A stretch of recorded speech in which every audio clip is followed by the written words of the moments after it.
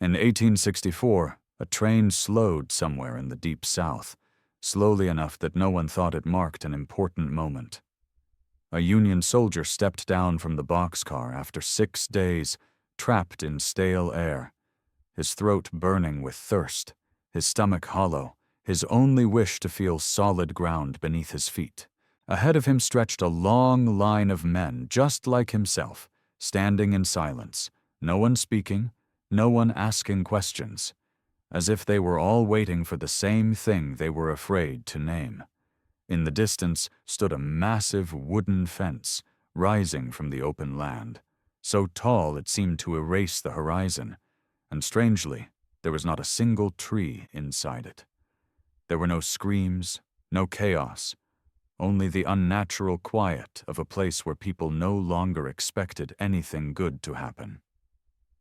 As the wooden gate began to swing open, the stench poured out before the sight itself, a warning that arrived far too late. What lay beyond did not look like a prison, did not resemble a camp, but felt like an empty space where everything needed to survive had already vanished. The soldier did not yet know where he was, only that something had been wrong from the very beginning, and that no one in that line was going back.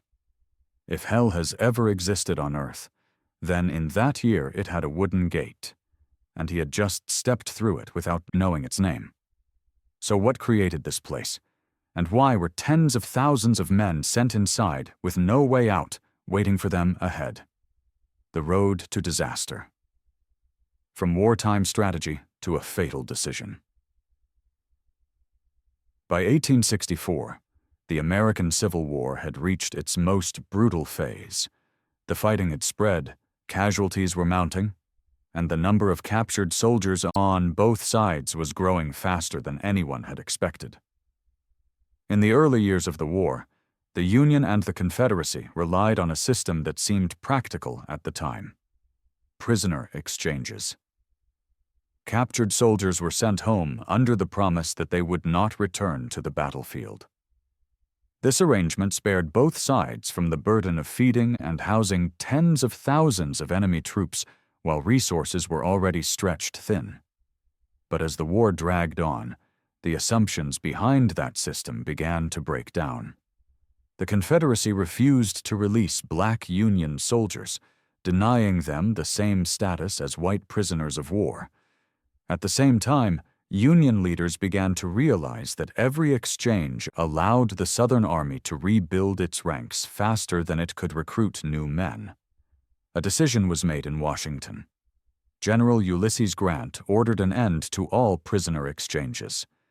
On paper, it was a sound military move, intended to weaken the Confederacy and shorten the war. But almost immediately, another consequence followed. Prisoners began to accumulate at an unprecedented rate. Existing prisons around Richmond quickly became overcrowded. Facilities built for a few thousand men were suddenly forced to hold several times that number. Space disappeared, supplies ran short, control began to slip. For the Confederacy, a new concern emerged. Prisons located near the front lines carried a serious risk. If Union forces advanced far enough, those camps could be overrun, releasing thousands of prisoners back into the fight. That was a possibility Southern leaders could not afford. General John Winder, who oversaw the Confederate prison system, proposed what appeared to be a safer solution. He assigned his son, William Winder, to find a new site for a large prison camp. The location needed to be far from the front lines, difficult to reach, yet close to a major railroad so prisoners could be transported efficiently. William Winder found such a place in Andersonville, Georgia.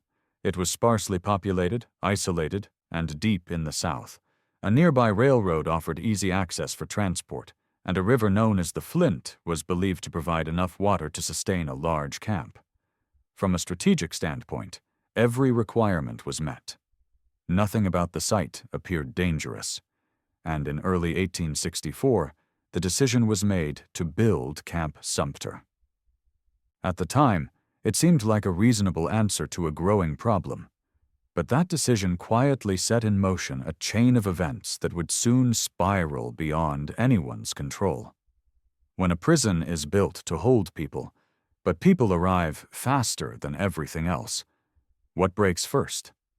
A prison that opened before it was ready. In early 1864, construction began on Camp Sumter, but the camp was not completed before it was put to use. It opened almost immediately. In the same month, the first wooden posts were raised. When the first groups of prisoners arrived, the fence surrounding the camp was still under construction. Some sections were not fully closed, yet the flow of men did not slow. Around 500 prisoners were brought inside while the place was still unfinished. On paper, Camp Sumter was designed to hold about 10,000 men. In reality, that number was surpassed almost at once. Trains continued to arrive, carrying between 400 and 500 prisoners every single day. There were no pauses, no adjustments. The population grew faster than anything else inside the camp. Within the fence lay a raw, undeveloped space. 2 low hills stood on opposite sides, split by a narrow stream, and a dark, muddy swamp cutting straight through the center. That was the entire landscape of Camp Sumter. There was no shade, no housing, no tents, no barracks, no structures of any kind meant for human living. There was also no system of sanitation. The land was left exactly as it had been before the camp existed. At the time, none of this was treated as an emergency. The Confederate priority was simple and clear. Get the prisoners inside, keep them contained. Living conditions could be addressed later, when time and resources allowed. But time was not on their side. With each passing day, the space inside the camp grew tighter. Open ground disappeared. Options narrowed. A place built only to hold people was now being forced to support far more than it had ever been prepared to handle. And once the number of men exceeded what the land itself could bear, the factors once considered secondary began to turn into real threats when space itself can no longer support human life. What begins to kill first? Survival, inside. Hell shelter. Water, food. As the number of men inside Camp Sumter continued to rise each day, the early shortcomings of the camp were no longer secondary problems. They began to directly determine who would survive and who would not. The first was shelter. There were no tents, no barracks, no structures of any kind built for human living. There was no spare wood to construct anything. What the prisoners had was bare ground and the clothes they had arrived in. To protect themselves, many men dug shallow pits into the earth, piling dirt along the sides and stretching torn clothing overhead as makeshift cover. But in the heat of Georgia, these efforts meant very little. Daytime temperatures regularly climbed above 95 degrees Fahrenheit. The humidity made the air heavy and unmoving. There was no wind, no shade. Over time, the clothing itself began to rot and fall apart, no longer able to protect even the most basic parts of the body. Next came water.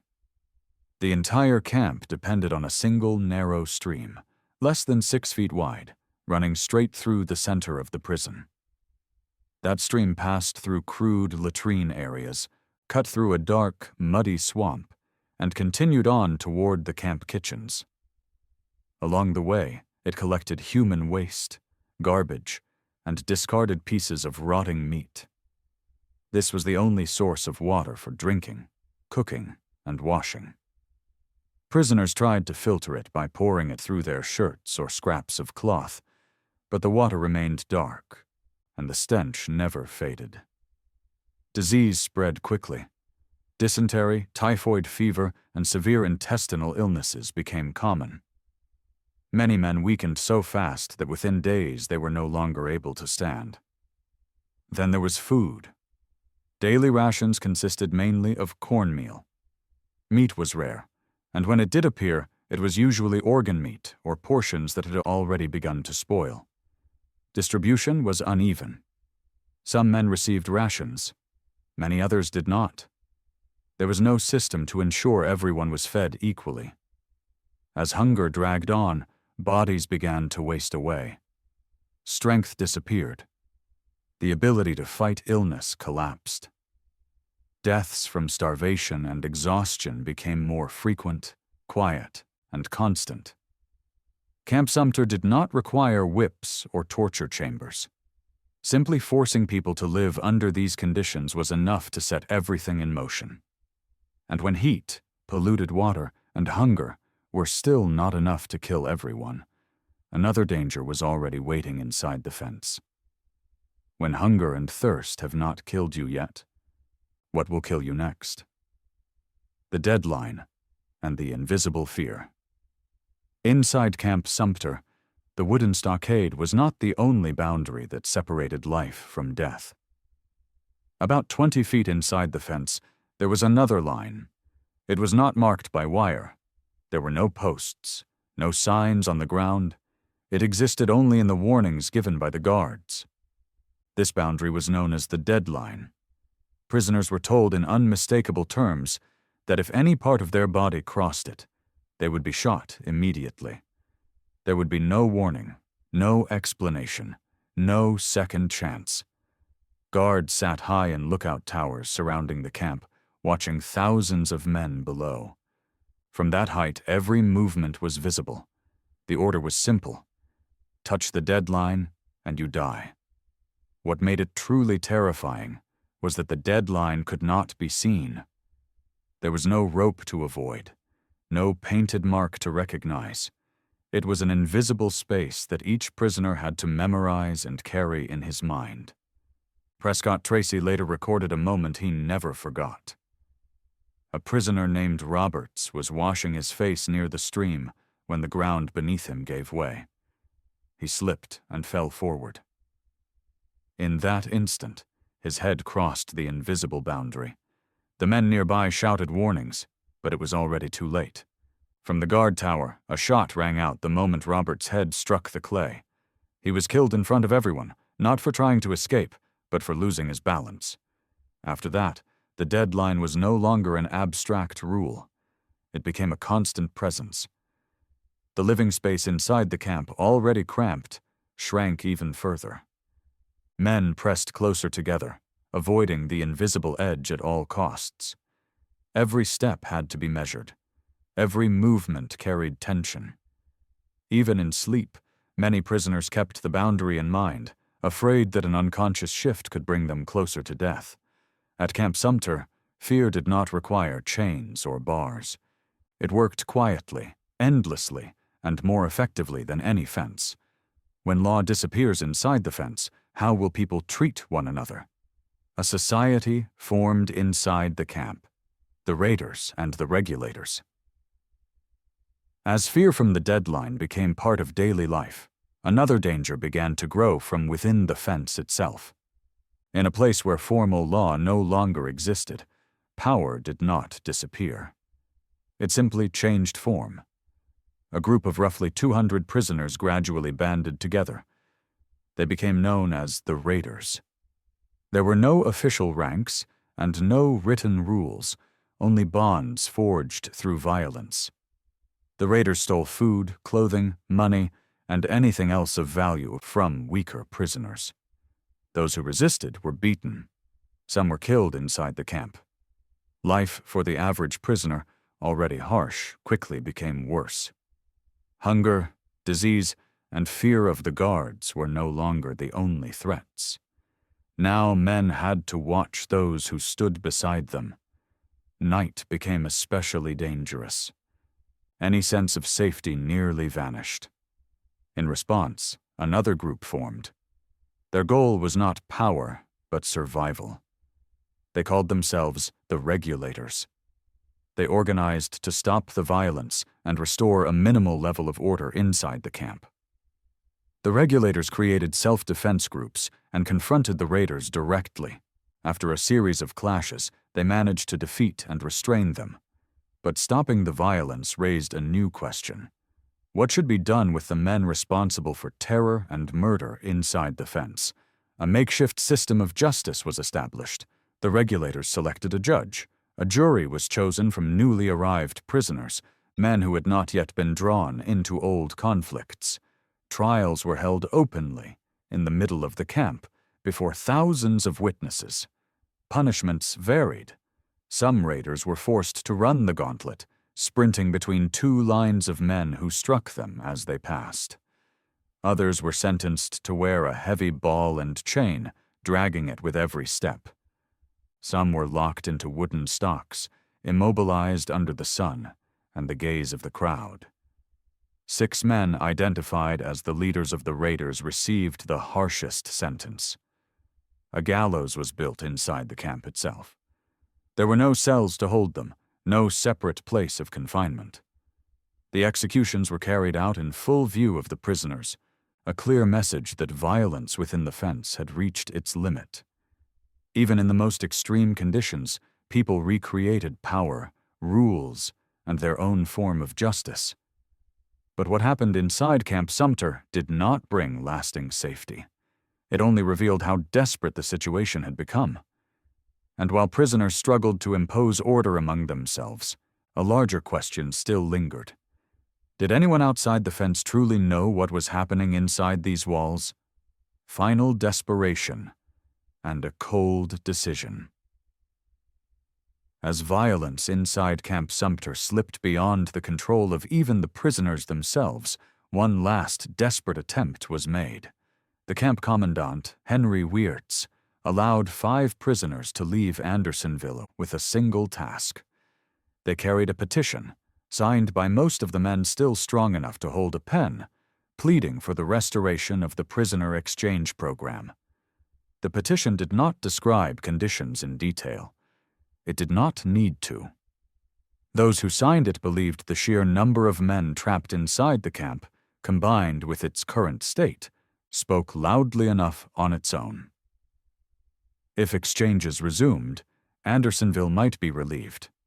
If not, the camp would continue to swell until it collapsed under its own weight. The petition eventually reached General Ulysses Grant, but his decision did not change. Grant refused to reinstate prisoner exchanges. The reasons were unchanged. The Confederacy still refused to release black prisoners under the same conditions as white soldiers. And from a strategic perspective, keeping enemy soldiers confined was seen as a faster way to weaken the Southern war effort than any battlefield victory.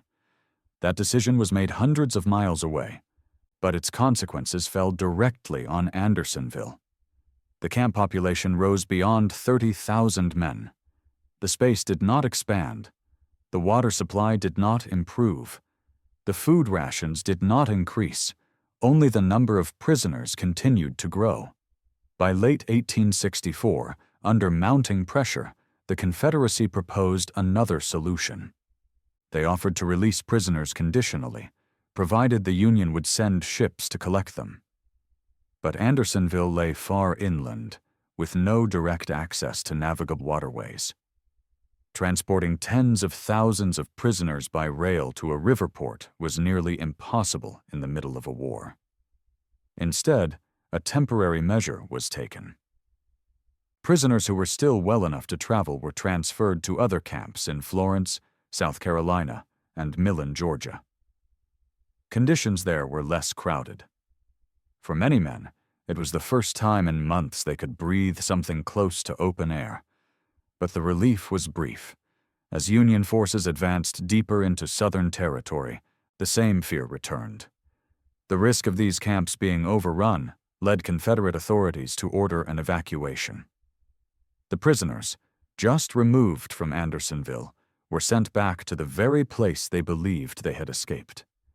There were no remaining alternatives, no workable options. Every decision that followed was only a delay. By that point, control no longer rested with any individual. The system had begun to move on its own, carrying everyone inside along with it. What followed would no longer be shaped by decisions. it would be the outcome. In April of 1865, the war finally came to an end. General Robert E. Lee surrendered. The decisions made far from the battlefield, the chain of choices that had pushed events beyond control, began to come to a halt. 1 month later, Andersonville was liberated. Union soldiers entering the camp did not find a prison in any ordinary sense. What they encountered were bodies reduced to skin and bone, men too weak to stand, and mass graves spread across ground once called a prison yard. This was not the scene of a single defeat. It was the final result of a system stretched beyond its limits. The survivors were sent north. For many, the journey home felt like the first hint of hope after months spent simply enduring. But even then, the suffering was not over. Nearly 2,000 former prisoners were loaded onto the steamboat Sultana, a vessel designed to carry fewer than 400 people. The ship had already suffered boil damage and had only been temporarily repaired. Severely overcrowded, it departed with men who had just escaped Andersonville. Days later, the boilers exploded. More than 1,000 people were killed. Many of them had survived starvation, disease, and violence, only to die on their way home. After the war, Henry Wirtz was put on trial. He was convicted of war crimes for what occurred at Andersonville and was executed. The case reached a legal conclusion, but what happened inside the camp did not vanish with the sentence. Today, Andersonville still remains. The wooden fences are gone. The guard towers are gone. The site now stands as a historic landmark and a national cemetery. More than 45,000 soldiers passed through this place. Around 13,000 never left. Andersonville was not an accident. It was the result of decisions people believed were necessary at the time they were made. And when we look at this place today, the question that remains does not belong only to the past. When war, crisis, or fear once again forces people to choose between efficiency and humanity, where will the line be drawn? If you want to continue exploring the real stories behind historical disasters, stay with us for what comes next.